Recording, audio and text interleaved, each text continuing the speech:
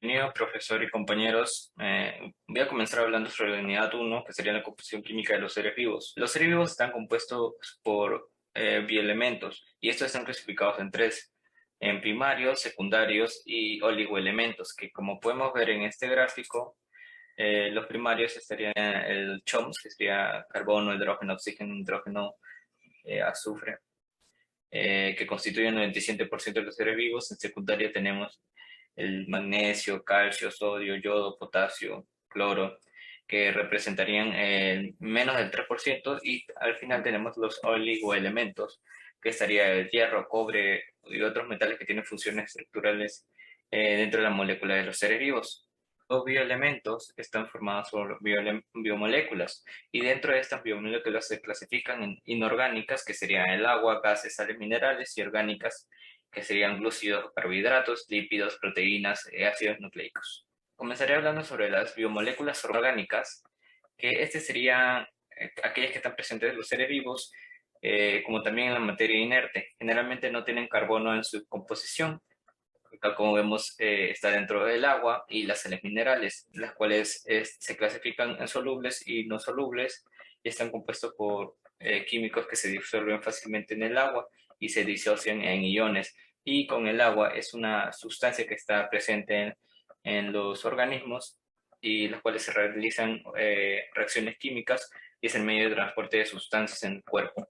En biomoléculas orgánicas, como vemos en la imagen, tenemos los lípidos, carbohidratos, las proteínas y los ácidos nucleicos. En los carbohidratos o glúcidos son biomoléculas orgánicas ternarias. ¿Por qué ternarias? Porque están conformados por tres elementos, que sería el carbono, hidrógeno y el oxígeno. Vemos acá, en la imagen de la izquierda, tenemos los azúcares, que serían los azúcares simples, y los almidones serían los azúcares complejos. Su característica de eso es que tiene sabor dulce, el azúcar simple, y son fácilmente digeribles. Y acá al lado derecho podemos ver cuáles serían estas simples. Y en los almidones, la característica es que tienen aspecto de harinas, son complejos y son reserva energética. Por ejemplo, fideos, pan, como podemos ver en la imagen a la derecha. Luego tenemos los lípidos. Estos lípidos serían biomoléculas ternarias de igual manera, pero estos actúan como una reserva energética, no como la primera, que son la primera fuente energética. Al decir que son una fuente energética, sería lo primero que toma, y esta sería la reserva, que sería lo último que toma si es que al comienzo no hay la primera fuente energética. Podemos ver en los aceites y grasas, que estaría el olivo, el girasol, el ajonjolí, y las grasas, manteca, mantequilla, etc.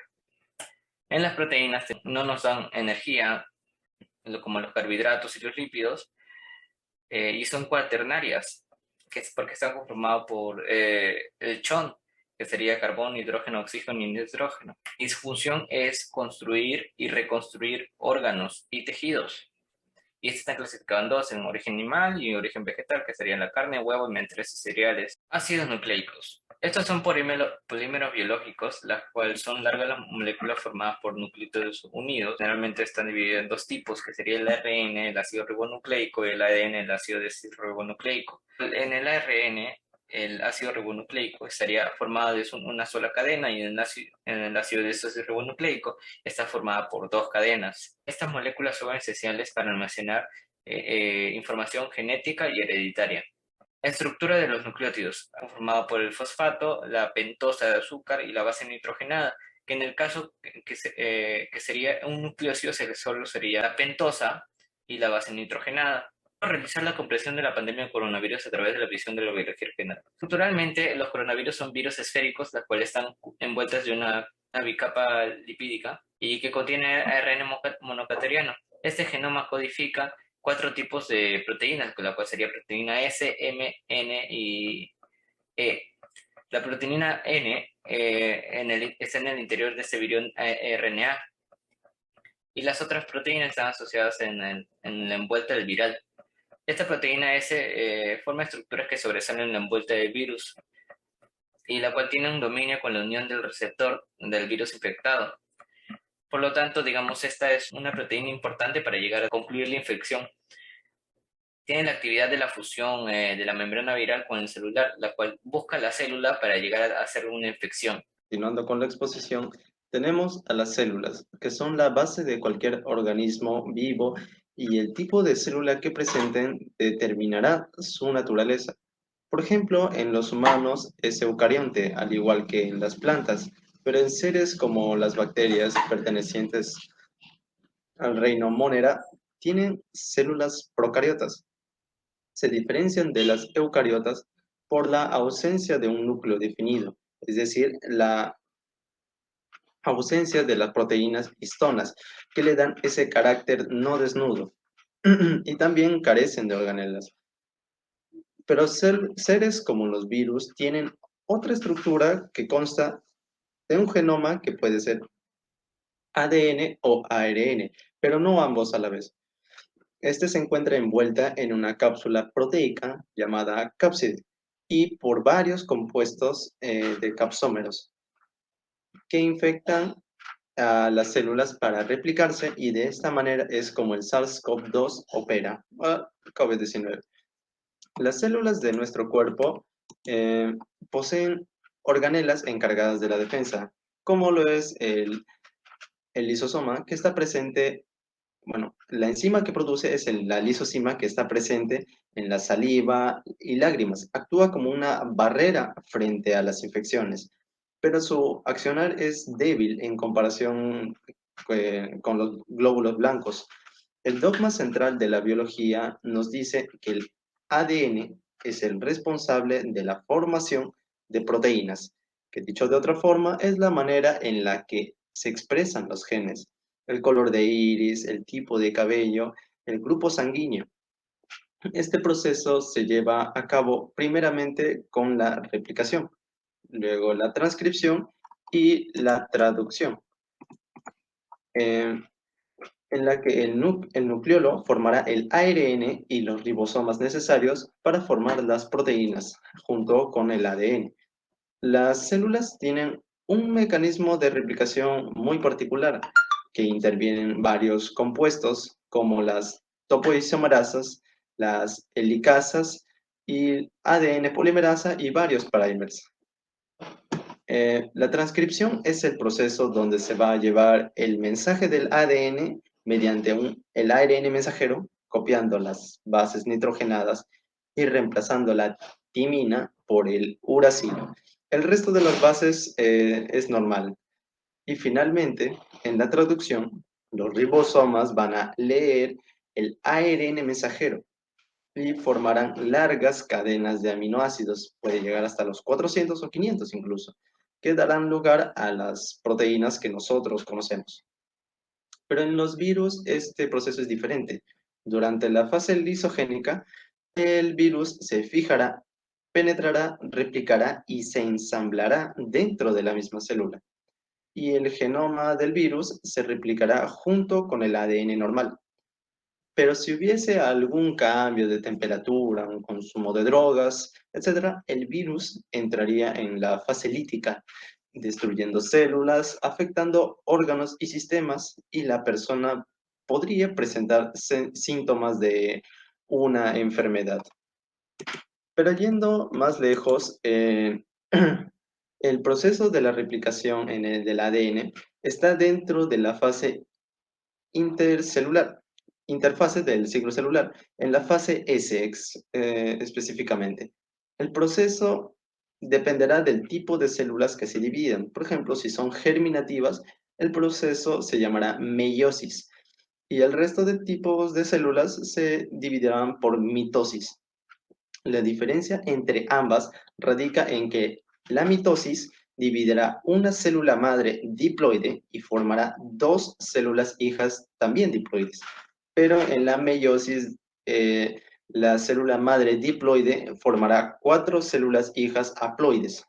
Este caso ocurre en las gónadas, justamente para la formación de los espermatozoides y el óvulo, pero también ocurre en las plantas para la formación de los anterozoides y la oósfera.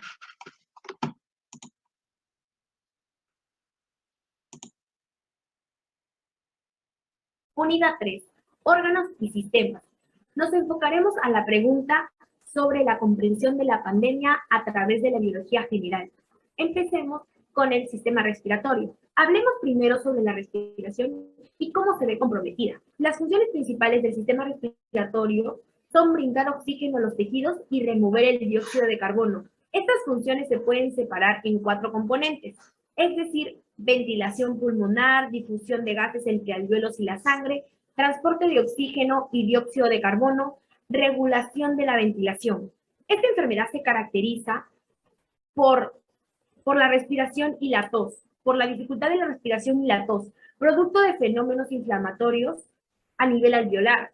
También se ha observado que podría relacionarse con la hemoglobina, ya que es la capacidad de transportar el oxígeno. Al igual que otras enfermedades respiratorias, el COVID-19 puede tener efectos negativos importantes en los pulmones, es decir, el virus se sitúa en el pulmón o afecta al pulmón. El COVID-19 o la COVID-19 y el sistema respiratorio. Los procesos respiratorios son esenciales para la vida, ya que dependen de gran parte de los pequeños sacos alveolares. La alteración de este sistema puede llevar a la muerte si no es tratada a tiempo. El sistema circulatorio, en general, es la lesión del músculo cardíaco que puede ocurrir en cualquier paciente con o sin enfermedad cardíaca, pero el riesgo es mayor en aquellos que tienen esta enfermedad, es decir, el COVID-19. El virus puede ingresar en los vasos sanguíneos uniéndose con los receptores ECA2. La enfermedad produce trastornos de coagulación, promoviendo la forma de trombos o como consecuencia de ello, la enfermedad isquémica. También se ha observado alteración cardíaca, es decir, la arritmia cardíaca.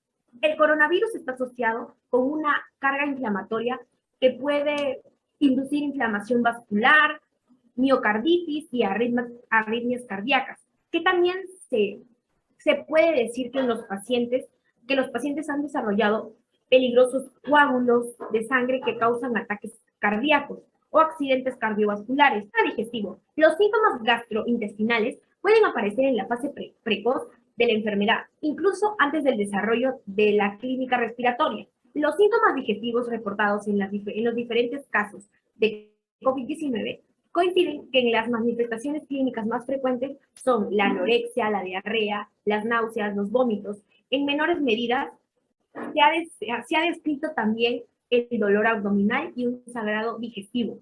La COVID-19 tiene peor pronóstico en pacientes con comorbilidades, aunque no existe la evidencia suficiente en casos de enfermedades digestivas previas. El sistema excretor. La COVID-19, al ingresar a los riñones, ocasiona una insuficiencia renal aguda en los pacientes. Otros casos o otros efectos colaterales a causa del virus es el tratamiento para combatirlo, causa daños colaterales en el organismo humano, producto de la ingesta de fármacos nefrotóxicos, los cuales dañan el sistema excretor. Para el especialista en urología, los pacientes que padecen de diabetes e hipertensión, así como la enfermedad renal crónica, son los que tienen mayor riesgo a contraer dicha enfermedad y desarrollar la enfermedad. Los principales síntomas de alarma cuando presentas COVID-19 y afectan los riñones son la hinchazón de los riñones, la hinchazón de los tobillos, cuadro de anorexia, náuseas, vómitos y la orina tiene un color más oscuro de lo normal. Sistema nervioso central. ¿Cómo afecta el coronavirus al sistema nervioso central? De los 7 tipos de coronavirus conocidos por su efecto en el ser humano, algunos presentan ciertos tropismos porque reaccionan al estímulo por el sistema nervioso central. En concreto, el sistema nervioso central puede causar cefaleas, mareos, mialgias, anosmia o pérdida del olfato, ictus, epilepsia, entre otros. El sistema endocrino es implicado fuertemente en la infección del SARS-CoV-2, tanto de modo que han emergido en las pruebas de fenotipo endocrino de la COVID-19. Las personas con diabetes en particular se encuentran entre las personas de alto riesgo que pueden contraer dicho virus, ya que los investigadores determinaron tendencias similares para los pacientes con obesidad. La obesidad aumenta la susceptibilidad a contraer el SARS-CoV-2 y presentar mayores riesgos en los resultados adversos a la COVID-19. Órganos sensoriales. Aunque no se describen las alteraciones del olfato y del gusto en pacientes con coronavirus, No están totalmente establecidos los mecanismos fisiopatogénicos relacionados con estas difusiones. No obstante, su aparición en la ausencia de otras enfermedades respiratorias de no alterar al personal de salud sobre dicha infección por SARS-CoV-2. La información se estructuró en aspectos de los sistemas del olfato y del gusto, la estructura y la replicación del SARS-CoV-2, interacción con el virus y el sistema renina, aldosa, etcétera, órganos linfoides y tipos de inmunidad, tejidos y órganos que producen, almacenan y transportan los glóbulos blancos que combaten las infecciones y otras enfermedades.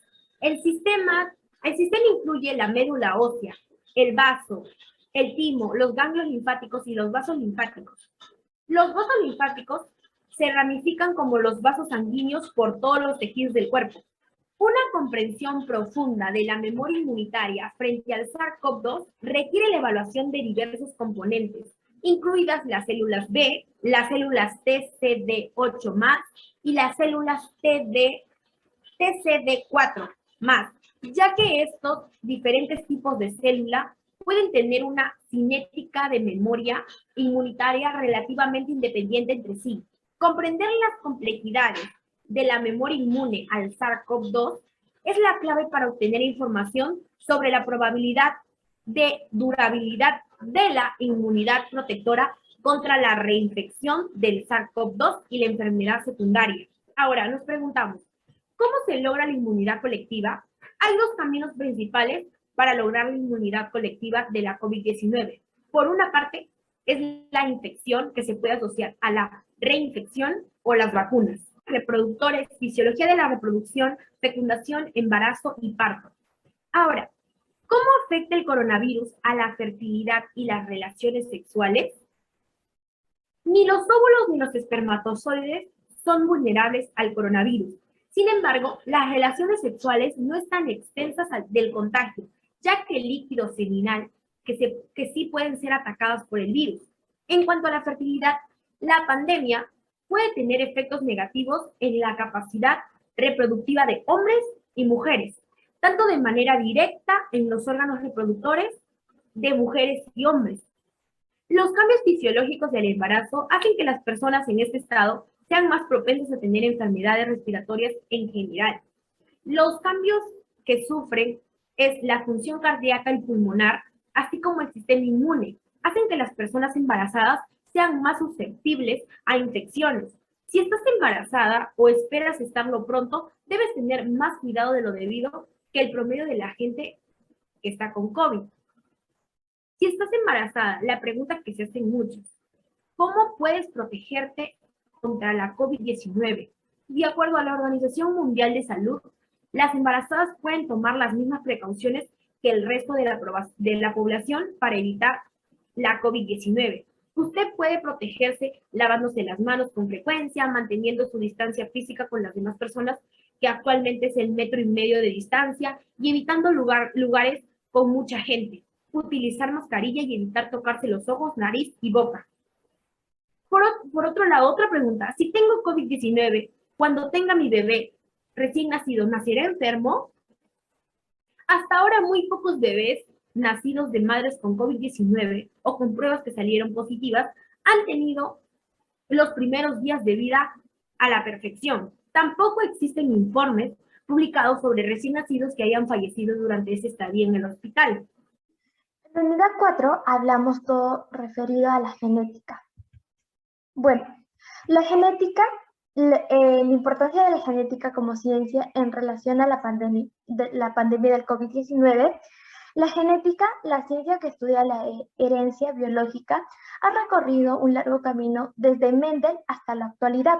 Como ciencia no se limita a un área en específico, siendo una ciencia transversal que entra a tallar en una diferencia de biotecnologías.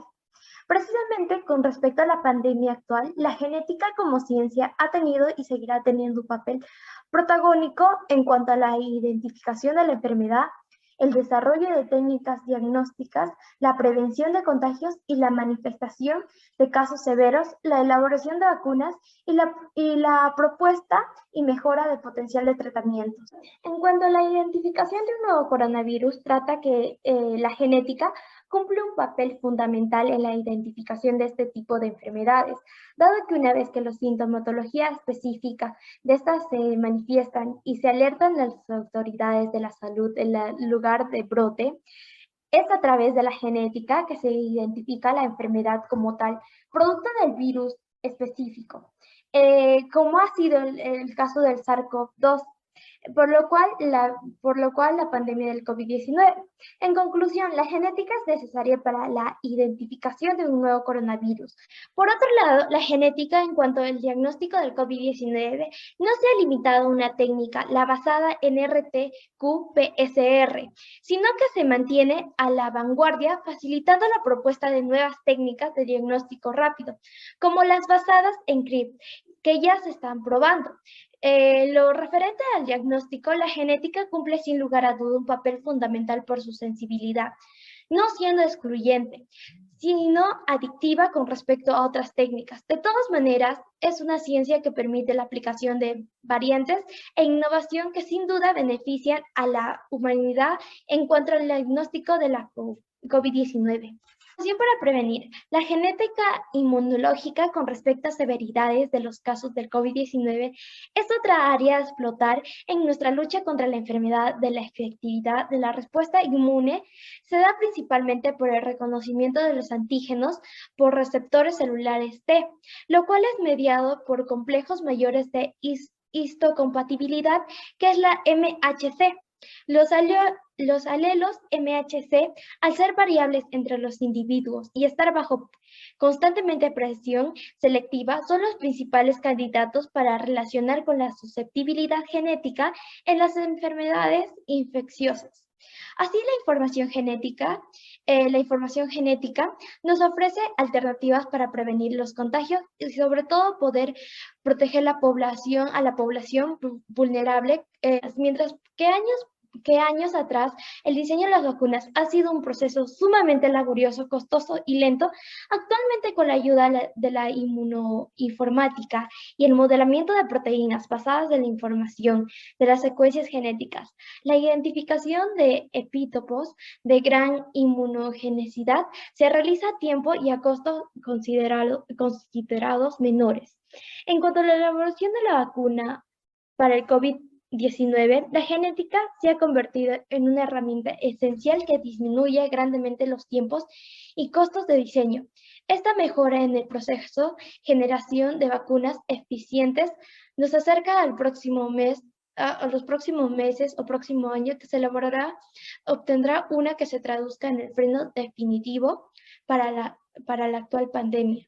También apoya a potenciar y desarrollar las terapias contra el COVID-19. Ejemplo de eso es el uso de edición de la genética de las células madres mesénquimas, la SMM, para potenciar sus cualidades terapéuticas antiinflamatorias en las llamadas células de cuarta generación.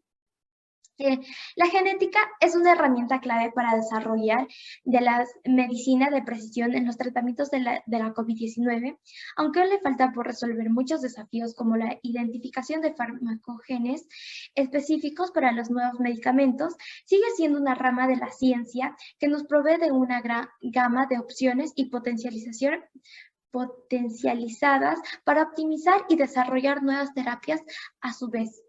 En la conclusión podemos dar que la genética es una ciencia que ha resaltado esencial para controlar y combatir la actual pandemia del COVID-19, ya que está presente desde la identificación hasta las terapias para la COVID-19.